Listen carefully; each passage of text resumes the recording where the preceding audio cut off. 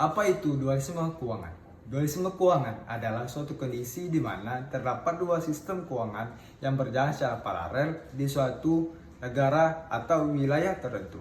Sistem keuangan yang pertama adalah sistem keuangan formal. Sistem keuangan ini diakui oleh pemerintah dan diatur oleh undang-undang. Sistem keuangan ini terpusat di kota-kota besar dan diakses oleh sebagian kecil dari penduduk.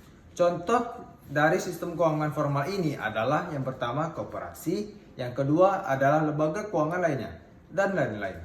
Yang kedua adalah sistem keuangan informal. Sistem keuangan ini tidak diakui oleh pemerintah dan tidak diatur oleh undang-undang.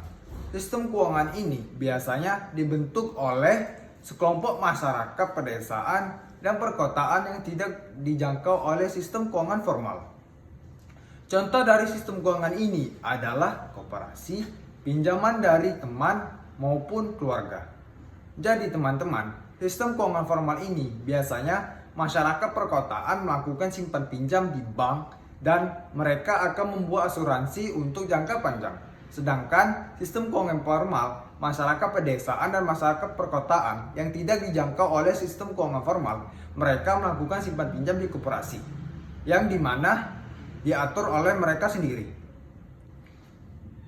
Dualisme keuangan ini bisa menjadi masalah bagi pemerintah loh, karena sistem keuangan informal ini dapat menghambat sistem keuangan formal yang lebih efektif dan lebih efisien.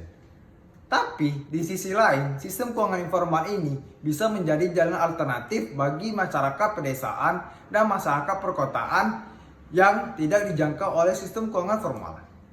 Jadi, bagaimana solusinya? Oleh karena itu, untuk mengatasi masalah dualisme keuangan ini, pemerintah harus menciptakan strategi dan kebijakan yang baru untuk memperkuat sistem keuangan formal ini dan memberikan akses kepada seluruh masyarakat agar sistem keuangan formal ini bisa tersebar secara luas. Dan juga pemerintah harus mengembangkan sistem keuangan formal yang lebih efektif dan lebih terorganisir dan terkontrol dengan lebih baik. Baiklah, saya akan menjelaskan tentang dualisme teknologi. Teori dualisme teknologi dikemukakan oleh Benjamin Higgins pada tahun 1956. Menurut Higgins, dualisme teknologi adalah suatu keadaan di mana dalam suatu kegiatan ekonomi tertentu digunakan teknologi produksi dan organisasi produksi yang sangat berbeda coraknya dengan kegiatan ekonomi lainnya, sehingga pada akhirnya akan mengakibatkan perbedaan tingkat produktivitas yang sangat besar. Menurut Higgins, sektor modern terpusat pada produksi komoditi primer dalam pertambangan dan perkebunan. Sektor modern mengimpor teknologinya dari luar negeri. Teknologi tersebut bersifat hemat tenaga kerja atau labor savings, di mana secara relatif modal lebih banyak digunakan. Keadaan ini berbanding terbalik dengan keadaan pada sektor tradisional, yang ditandai dengan besarnya kemungkinan untuk menggantikan modal dengan tenaga kerja.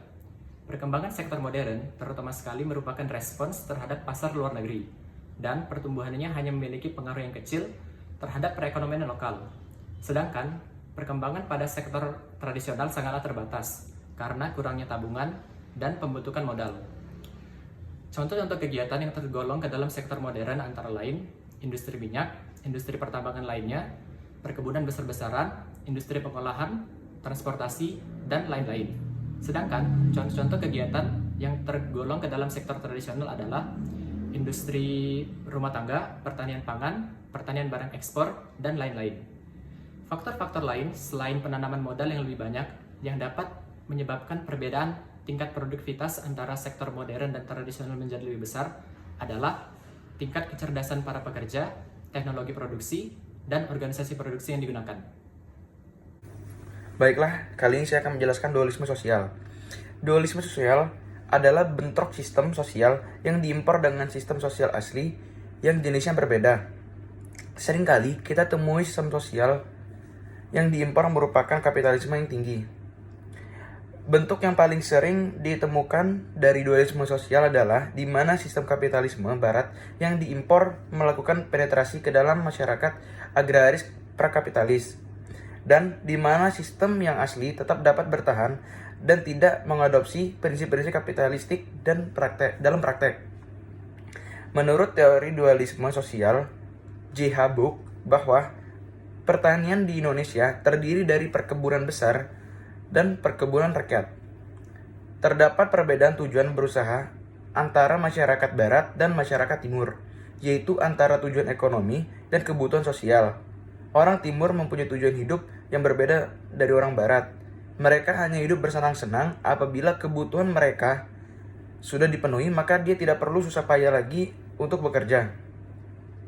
Perbedaan tersebut karena sebagai akibat penjajahan orang barat.